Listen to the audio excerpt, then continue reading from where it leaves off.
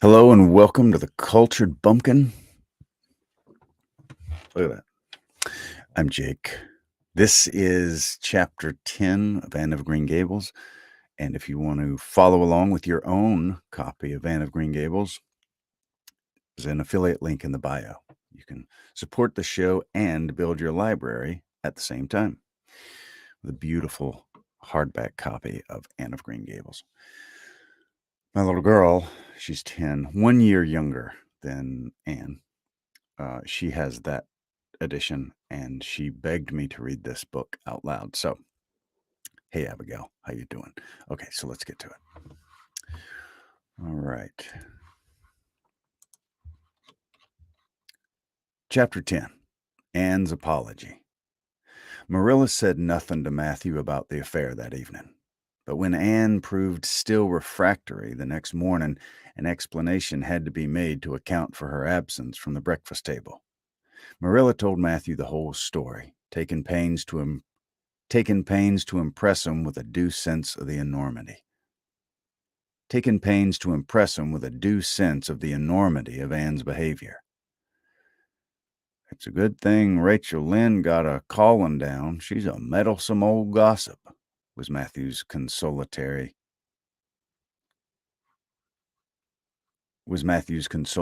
rejoinder. Matthew Cuthbert, I'm astonished at you. You know that Anne's behavior was dreadful, and yet you take her part. I suppose you'll be saying next thing that she oughtn't to be punished at all. Well, now, no, not exactly, said Matthew uneasily. I reckon she ought to be punished a little. But don't be too hard on her, Marilla. Recollect she hasn't ever had anyone teach her right. You're going to give her something to eat, aren't you? When did you ever hear of me starving people into good behavior? Demanded Marilla indignantly.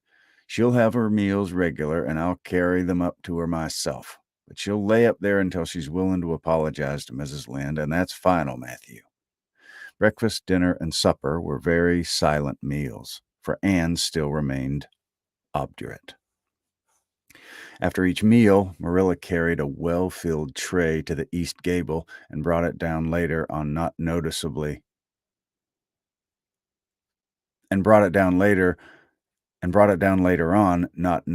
depleted. Matthew eyed its last descent with a troubled eye. Had Anne eaten anything at all? When Marilla went out that evening to bring the cows back from the pasture, Matthew, who had been hanging about the barn and watching, slipped into the house with the air of a burglar and crept upstairs. As a general thing, Matthew gravitated between the kitchen and the little room off the hall where he slept. Once in a while, he ventured uncomfortably into the parlor or sitting room when the minister came to tea, but he had never been upstairs in his own house since the spring he helped Marilla paper the spare bedroom, and that was 4 years ago.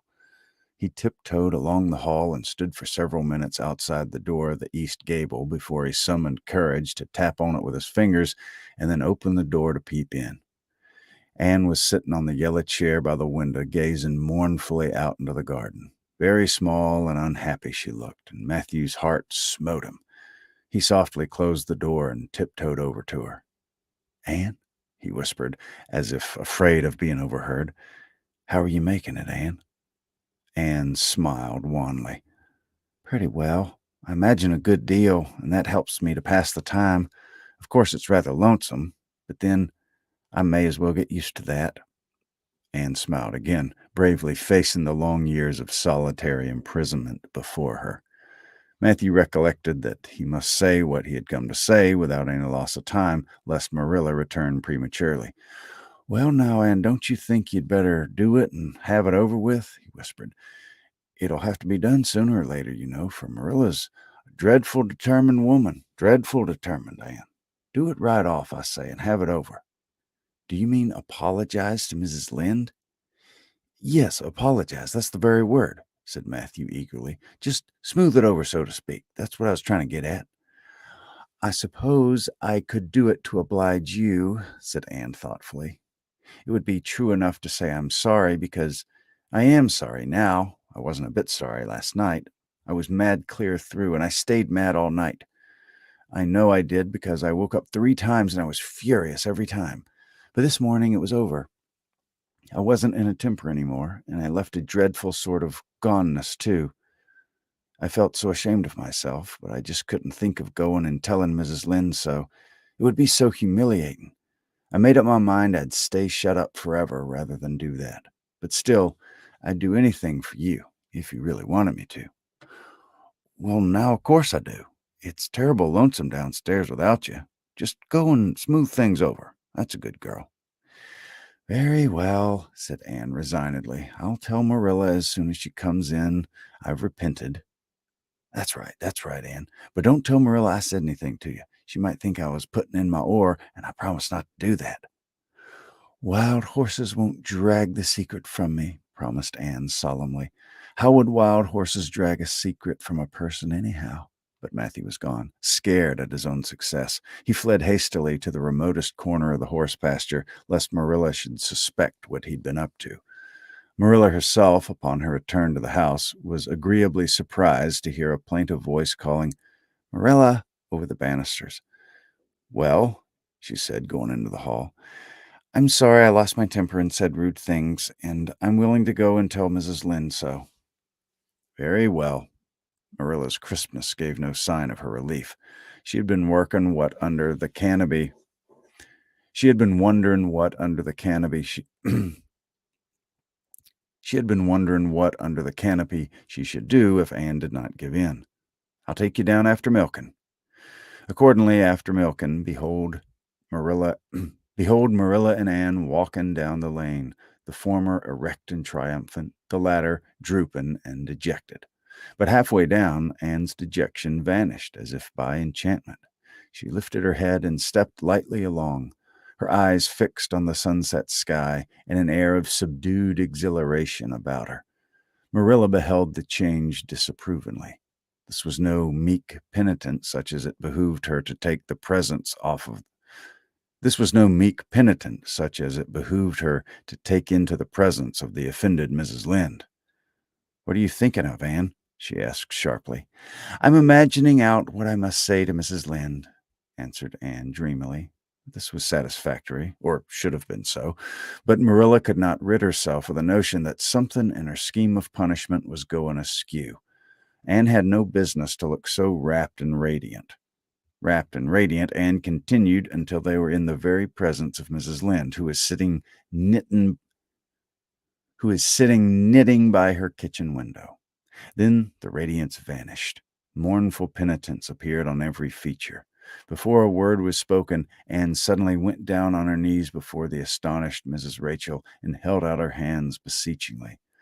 "Oh, Mrs. Lynde, I'm so extremely sorry," she said with a quiver in her voice. "I could never express all my sorrow. No, not if I used up a whole dictionary. You must imagine it. I behaved terribly to you, and I've disgraced the dear friends, Matthew and Marilla, who have let me stay at Green Gables, although I'm not a boy. I'm a dreadfully wicked and ungrateful girl, and I deserve to be punished and cast out by respectable people forever. It was very wicked of me to fly into a temper because you told me the truth. It was the truth. Every word of what you said was true. My hair is red, and I'm freckled and skinny and ugly. What was I to say? What I said to you was true, too, but I shouldn't have said it. Oh, Mrs. Lynde, please, please forgive me. If you refuse, it will be a lifelong sorrow on a poor little orphan girl. Would you, even if she had a dreadful temper?" "Oh, I'm sure you wouldn't. Please say you forgive me, Mrs. Lynde." Anne clasped her hands together, bowed her head, and waited for the word of judgment. Oh,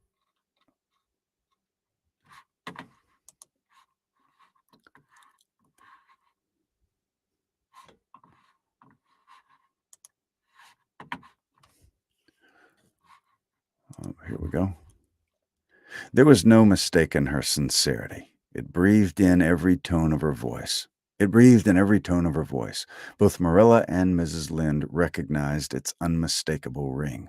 But the former understood in dismay that Anne was actually enjoying her valley of humiliation, was reveling in the thoroughness of her abasement. Where was the wholesome punishment upon which she, Marilla, had plumed herself? Anne had turned it into a species of positive pleasure. Good Mrs. Lynde, not being overburdened with perception, did not see this. She only perceived that Anne had made a very thorough apology, and all resentment vanished from her kindly, if somewhat officious, heart. There, get up, child, she said heartily. Of course I forgive you. I guess I was a little hard on you anyway. But I'm such an outspoken person. You mustn't mind me, that's what. It can't be denied your hair's terrible red. But I knew a girl once, went to school with her, in fact, whose hair was every mite as red as yours when she was young. But when she grew up, it darkened to a real handsome auburn. I wouldn't be a mite surprised if yours did. I wouldn't be a mite surprised if yours did too. Not a mite. Oh, Mrs. Lynde, Anne drew a long breath as she rose to her feet. You have given me a hope. I shall always feel that you are a benefactor. Oh, I could endure anything if I only thought my hair could be a handsome auburn when I grew up. It would be so much easier to be good if one's hair were a handsome auburn, don't you think? And now, may I go out into the garden and sit on that bench under the apple trees while you and Marilla are talking? There's so much more scope for imagination out there.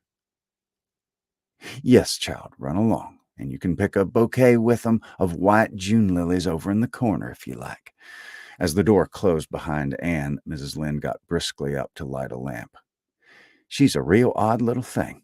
Take this chair, Marilla. It's easier than the one you've got. I just keep that for the hired boy to sit on. Yes, she certainly is an odd child, but there's something kind of taken about her after all. I don't feel so surprised at you and Matthew keeping her as I did, nor so sorry for you either.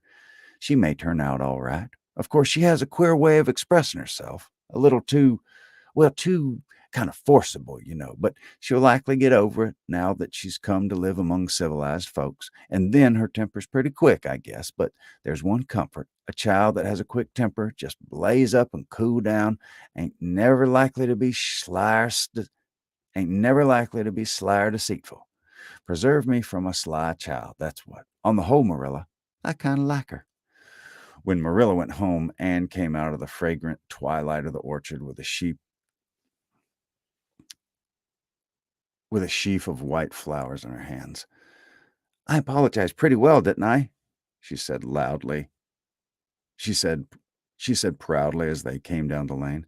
I thought since I had to do it, I might as well do it thoroughly.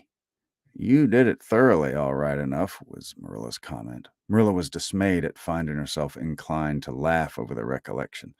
She also had an uneasy feeling that she ought to scold Anne for apologizing so well, but then that was ridiculous. She compromised with her conscience by saying severely, I hope you won't have occasion to make many more such apologies. I hope you'll try to control your temper now, Anne. That wouldn't be so hard if people wouldn't twit me about my looks, said Anne with a sigh. I don't get cross about other things, but I'm so tired of being twitted about my hair, and it just makes me boil right over. You suppose my hair will really be handsome auburn when I grow up? You shouldn't think so much about your looks, Anne. I'm afraid you're a very vain little girl. How can I be vain when I know I'm homely? Protested Anne. I love pretty things, and I hate to look in the glass and see something that isn't pretty. It makes me feel so sorrowful, just as I feel when I look at an ugly thing, just as I feel when I look at any ugly thing. I pity it because it isn't beautiful. Handsome is as handsome does, quoted Marilla. I've had that said to me before, but I have my doubts about it. Oh, that was Anne, actually. I've had that said to me before, but I have my doubts about it, remarked skeptical Anne, sniffing at her flowers. Oh, aren't these sweet? It was lovely of Mrs. Lynde to give them to me. I have no hard feelings against Mrs. Lynde now. It gives you a lovely, comfortable feeling to apologize and be forgiven, doesn't it? Aren't the stars bright tonight? If you could live in a star, which one would you pick? I'd like that lovely, clear, big one away over there above the... I'd like that lovely, clear, big one away over there above the dark hill. And do hold your tongue, said Marilla, thoroughly worn out by trying to follow the gyrations of Anne's thoughts. Anne said no more until they turned into their own lane. A little gypsy wind came down it to meet him, laden with the spicy perfume of the young dew-wet ferns. Far up in the shadows, a cheerful light gleamed out through the trees from the kitchen at Green Gables. Anne suddenly came close to Marilla and slipped her hand into the older woman's hard palm. "It's lovely to be going home and know it's home," she said. "I love Green Gables already, and I never loved any place before. No place ever seemed like home. Oh, Marilla, I'm so happy. I could pray right now and not find it a bit hard."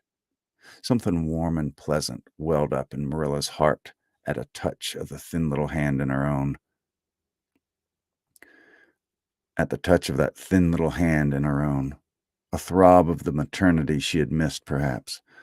Its very unaccustomedness, unaccustomedness, its very unaccustomedness and sweetness disturbed her. She hastened to restore her sensations to their normal calm by inculcating a moral. If you'll be a good girl, you'll always be happy, Anne, and you should never find it hard to say your prayers. Saying one's prayers isn't exactly the same thing as praying, said Anne meditatively. But I'm going to imagine that I'm the wind that's blowing up there in those treetops. When I get tired of the trees, I'll imagine I'm gently waving down here in the ferns. And then I'll fly over to Mrs. Lynde's garden and set the flowers dancing. And then I'll go with one great swoop over the clover field. And then I'll blow over the lake of shining waters and ripple it all up into little sparkling waves. Oh, there's so much scope for imagination in a wind. So I'll not talk any more just now, Marilla. Thanks be to goodness for that, breathed Marilla in devout relief. All right, that was chapter 10. Thank you very much for watching, whether you're live or catching the replay. I hope that you enjoyed that, and I hope you'll check out the other chapters and subscribe to the channel and like the video. And leave a comment also, if you didn't mind. Tell me what's your favorite part. Anywho, talk to you later.